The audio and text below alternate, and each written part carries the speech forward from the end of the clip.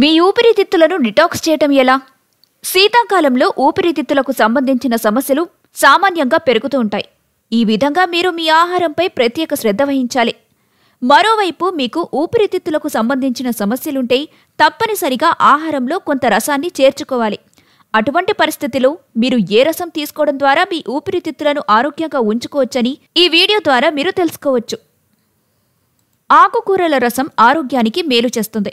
దీనికోసం పాలకూర, కొత్తిమీర వంటి కూరగాయలను ఉపయోగించొచ్చు.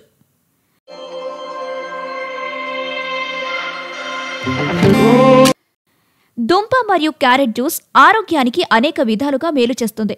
ఇది ఊపిరితిత్తులను డిటాక్స్ చేయడంలో సహాయపడుతుంది. దీంతో పాటు మెగ్నీషియం మరియు పొటాషియం వంటి అవసరమైన పోషకాలు కూడా పుష్కలంగా ఉన్నాయి. దీని కారణంగా ఊపిరితిత్తులు కూడా పనితీరును మెరుగుపరుస్తాయి.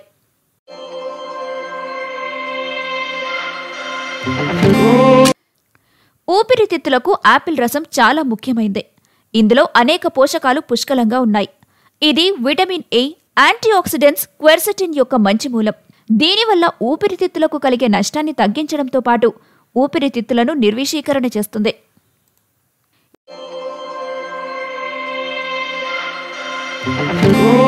గుమ్మడికాయ రసంలో యాంటీఆక్సిడెంట్ లక్షణాలున్నాయి.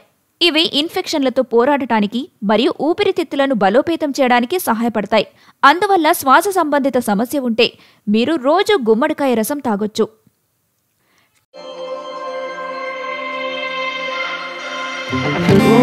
టమాటోలో పోషకాలు పుష్కలంగా ఉంటాయి. ఇది వాపును తొలగించడానికి మరియు శ్వాస ప్రక్రియను మెరుగుపరచడంలో సహాయపడుతుంది. మీరు టమాటా రసం తీసుకుంటే ఊపిరితిత్తుల నష్టాన్ని తగ్గించుకోవచ్చు.